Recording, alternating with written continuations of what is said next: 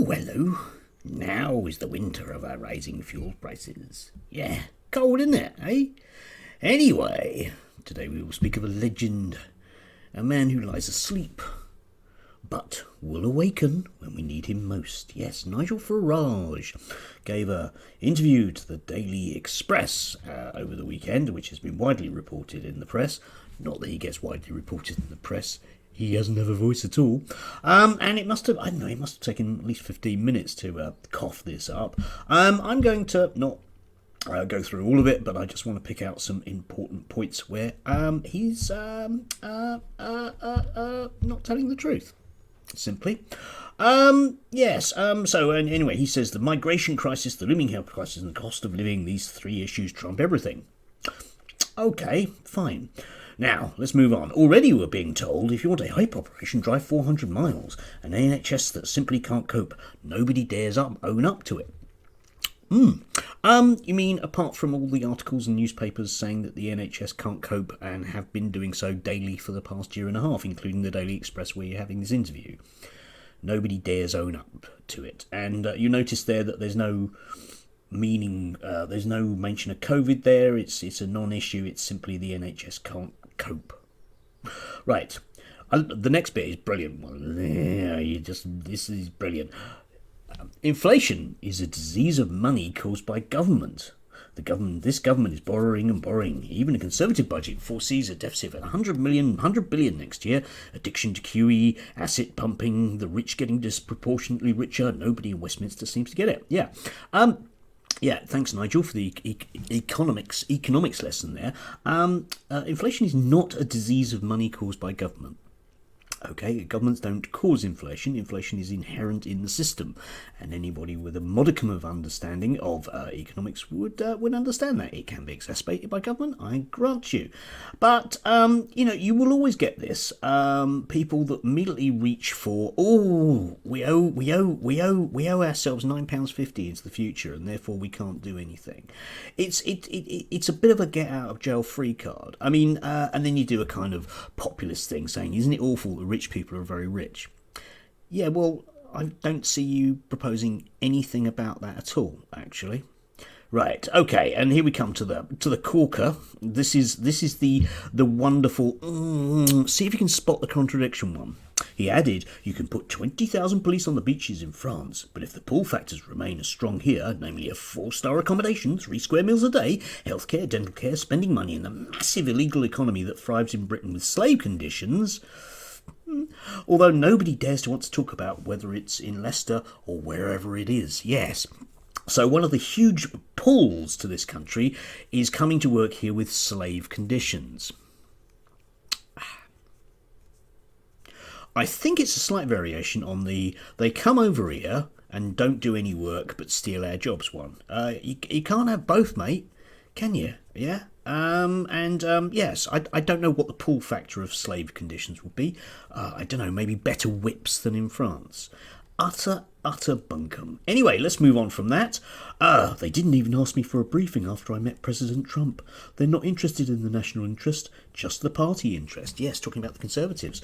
Yes, oddly enough, the Conservative Party didn't want a briefing after Nigel met President Trump. I'm not quite sure what meeting that was. He did fly across the pond during COVID, didn't seem to sort of care about any restrictions on travel over COVID, and talk at various rallies. So I'm not really quite sure. Maybe advice on American flags or hats?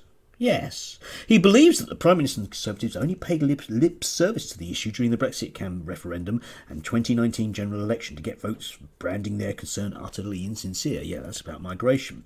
Yeah, well, actually, the way I recall it was that Nigel Farage decided during 2019 that he was going to stand aside and let the Conservatives win.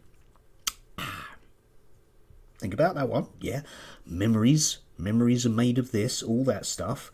Yeah, the majority of Leave voters, he says, the vast majority of Conservative voters see, in brackets, immigration as an absolutely defining issue, and he hasn't got a clue how to do this. They're not taking advantage. Sorry. Okay, there was a report in the Daily Telegraph this weekend said that the number one number one concern of the majority of Conservative voters was the cost of living. not immigration. It's there, but it ain't number one, and we're going to see that in the Bexley by-election, which might well be a bit of a shocker for the government to lose Bexley. Ow. Right, anyway, and then there's the inevitable, I'd really like to do something but I can't quote, which is, they are not taking advantage of Brexit. We've got to get our country back, but we have not changed politics for good. Quangos and the civil service. The Remainer blob is in charge of everything. Yeah, so why does Nigel want to come back if he can't change anything? And once again, I've said this in the previous video, what exactly is he going to do? Is he going to stand as an MP again for the 8th time and not get that? I don't know. Is he going to lead a mob to take over the Senate, Houses of Parliament? I don't know. It's just utter fluff. Utter fluff. And nobody, again, this is widely reported, the Mail's carried a lot of this, basically verbatim, and why is nobody going, yeah, but that doesn't make any sense, Nigel, and yeah, how come it's about this, and yeah, what about that, and what about this? And the answer is, well, he just gets a free pass, doesn't he? It doesn't matter what garbage will come from his mouth, it doesn't matter. It's the voice of the people. Speaking of which, I was amused by a short piece in The Independent today, which says that GB News is going to take on a huge campaign against the BBC, saying basically, we ask the questions the BBC don't dare to. Yeah, I've watched GB News. The main question you ask is, I wonder just how xenophobic and homophobic we can be and get away with it. Anyway, leaving that aside, apparently this huge campaign is going to be them parking a van outside the BBC with a slogan on it, and whilst sort of like calling attention to this, they've said that they're the party of the majority, 86% of people that don't live in London, with a van parked in London. Have a look at GB News' Vox Pops, okay?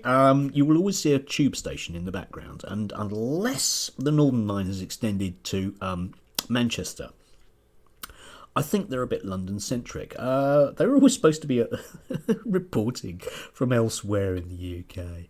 Elsewhere, just down the road. Anyway, we'll wait and see. That's Nigel Farage. It's Monday. I've got loads of paperwork to do, and I've got loads of teaching to do, and it's very close to Christmas, isn't it? Very close to Christmas.